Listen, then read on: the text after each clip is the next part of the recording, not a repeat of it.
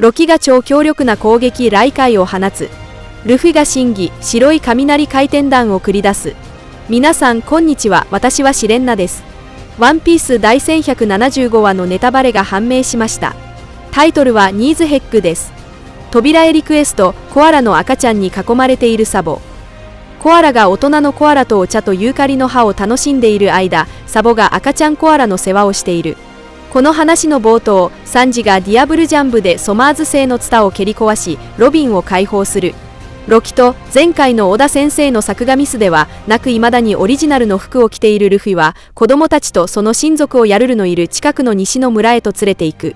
計画が狂ったことに激怒したソマーズ星は、先ほど子供たちを救おうとしてすでに重傷を負っている親族たちに向けてトゲを放つことにする。しかし、子供たちは親族を守るために彼らの前に並び、トゲを止めようとする。お願い、コロン。逃げて、嫌だ。僕がママを守るんだ。幸運にもゾロが間一髪で到着し、すべてのトゲを防ぐ。でかしたゾロ。お前ならやってくれると思ってたぞ。ししし。お前の考えなんざお見通しだ、さあやれ。なんだと？何者だ？俺の仲間だ、名前はゾロ。覚えとけ。ルフィは左手で雲から雷をつかみ、右手を照準器のようにしてソマーズ星を狙う。そしてルフィは真偽でソマーズ星を攻撃する。ゴムゴムの白い雷回転弾。壮大な見開きページで、ルフィの巨大なパンチがソマーズ星の体に強烈に直撃し、同時に感電させる。攻撃はあまりに強力で、ソマーズ星の体はバラバラに砕け散り、顔がいくつかに裂けて歯が抜け落ちる様子まで描かれている。しかしソマーズ星の苦しみはここで終わらない。もう一つの素晴らしい見開きページで、ロキがソマーズ星を踏みつける。その後、短い回想シーンへ。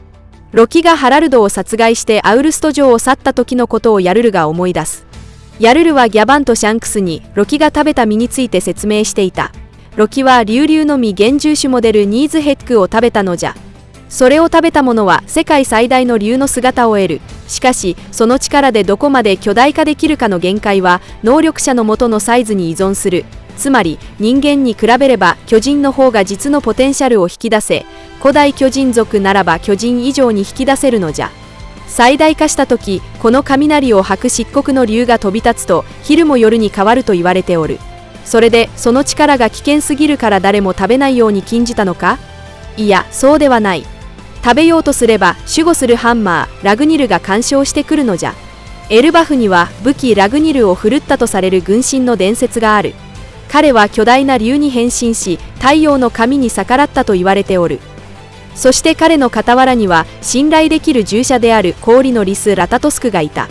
その軍神が死んだ時、ラタトスクの魂は主人のハンマーへと移った。それ以来、ラグニルはその悪魔の実を継承するにふさわしい強者が現れるまで、その実を守り続けてきたのじゃ。現在に戻り、ロキは今、MMA モンスターたちに集中している。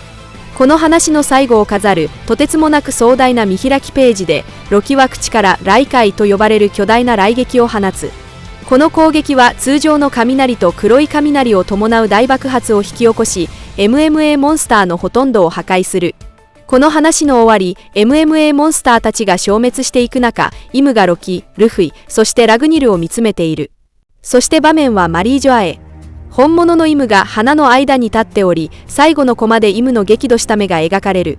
レッドラインの全身が実は機械の巨大な蛇だったかもしれないと想像したことはありますか？漫画の中でイムは聖地マリージョアの地下深くに隠されたある巨大で古い部屋を読者に惜しみなく見せてくれました。その部屋には一見普通に見えて、実は違和感に満ちた細部が存在しています。なんとその扉には極めて精密な機械構造が組み込まれていたのです。この施設の建築様式は天龍人の居住区や神の騎士団の拠点、さらには五老星が執務を行うパンゲア城とも全く異なっています。天龍人の普段の振る舞いや能力を考慮すれば、彼らがこれほど先進的な機械装置を開発できないことは明らかです。これらの地下に隠された古代の施設はこの地の前の支配者のものであり、その歴史はイムが世界の王になる前のはるか昔、つまり世間で神の国と呼ばれる時代にまで遡る可能性が高いのです。ワンピースの世界には数えきれないほどの島が存在していますが、赤い土を持つ陸地は極めて稀です。何十年もの間、読者はレッドラインという名前にすっかり慣れ親しんできましたが、その最大の秘密はまさにこの名前に隠されているのかもしれません。現実世界の赤土は鉄やアルミニウムなどの酸化物を豊富に含む特殊な土壌であり、これらの金属元素の存在によって赤く見えます。ここから推測すると、レッドラインも大量の金属を含む特殊な陸地である可能性があるのではないでしょうか。さらに言えば、レッドラインの本質は前代未聞の巨大な機械の残骸なのかもしれません。かつて巨人族はレッドラインを地に染まった蛇と呼んでいました。他の文学作品であれば、それは単なる比喩に過ぎないかもしれませんが、巨人族の伝説においては、古代の実際の光景を客観的に描写したものである可能性が高いのです。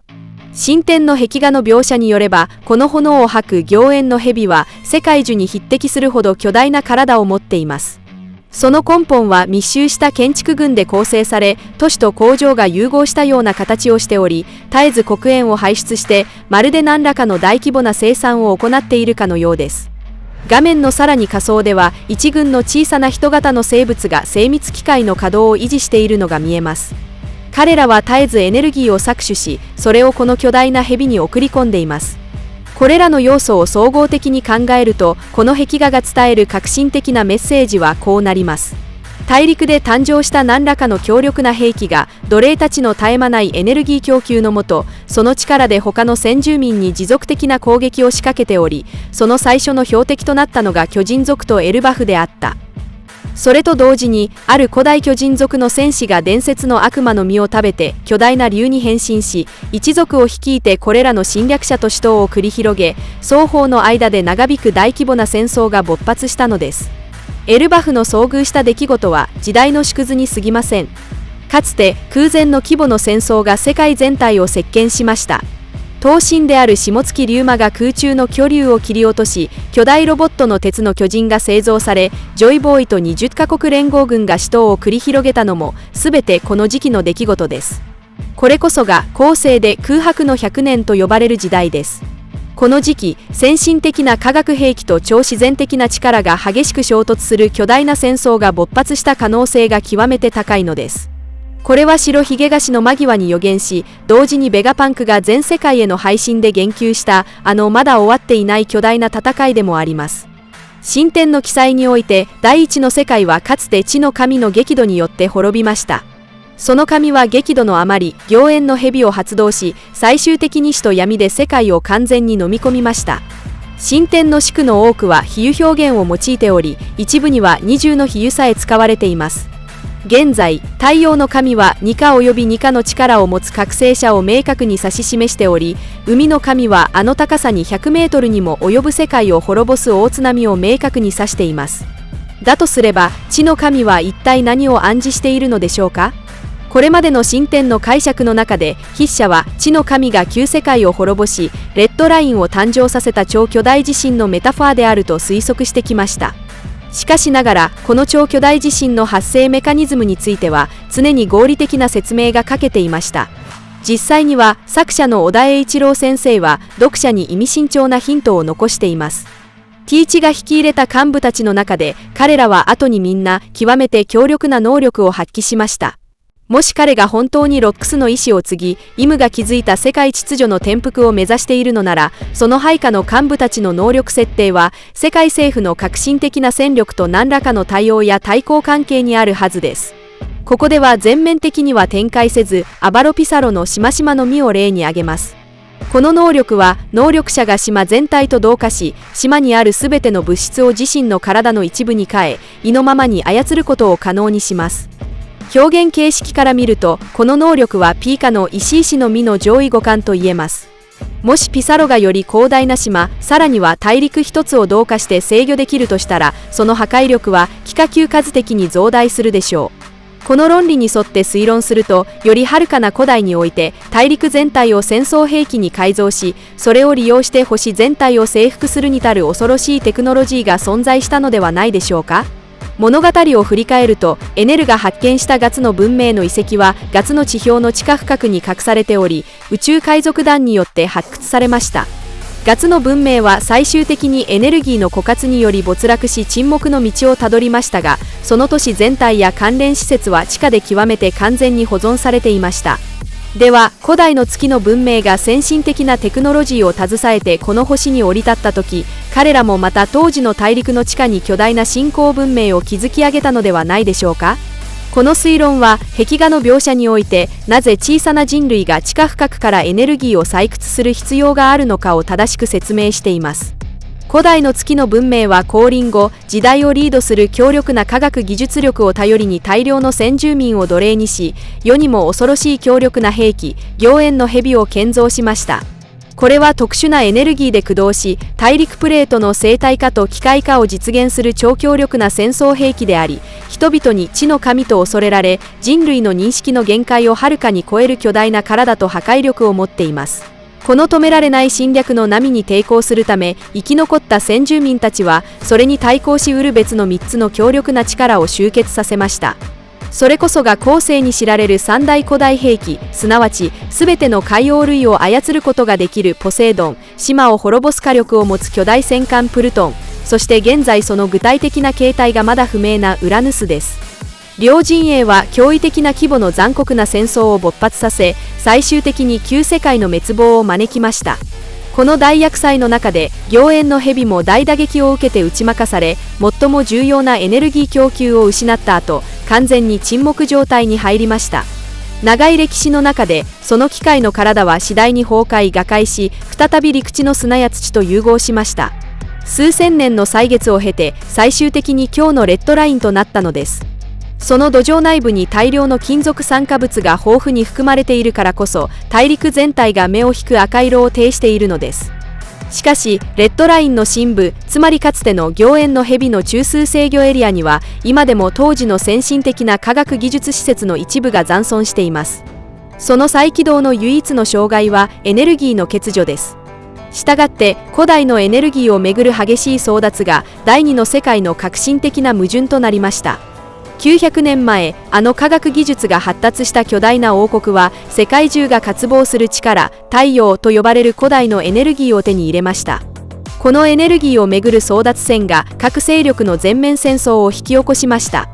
これはまさに進展にある太陽は戦火を広げるばかりだという格言を裏付けています。断言できるのは、どの勢力であれこのエネルギーを掌握しさえすれば、再びレッドラインの内部にある古代のテクノロジーを起動し、ひいては世界全体を支配できるということです。これに基づいて、イムがマザーフレームのエネルギーの一部を手に入れた後、即座にそれを利用してある古代兵器を駆動し、一挙にルルシア王国を滅ぼしました。これは初期の武力的な手段に過ぎず、同時に太古の歴史の再現でもあります。もしその古代兵器が全てのエネルギー供給を得ることができれば、伝説の地の神が再び降臨し、あの空前の規模の巨大な戦いを継続させることは間違いありません。イムはこの戦争が必ずやってくることを深く知っているため、ずっと綿密な準備を進めてきました。700年前から建設が始まった橋の国を例に挙げると、海面から遠く離れたこれらの巨大な橋の建設事業は、実際にはイムが世界を滅ぼすレベルの大津波が再び発生するとずっと前から確信していたことを示しています。その時、世界に残された他の陸地は全て水没するでしょ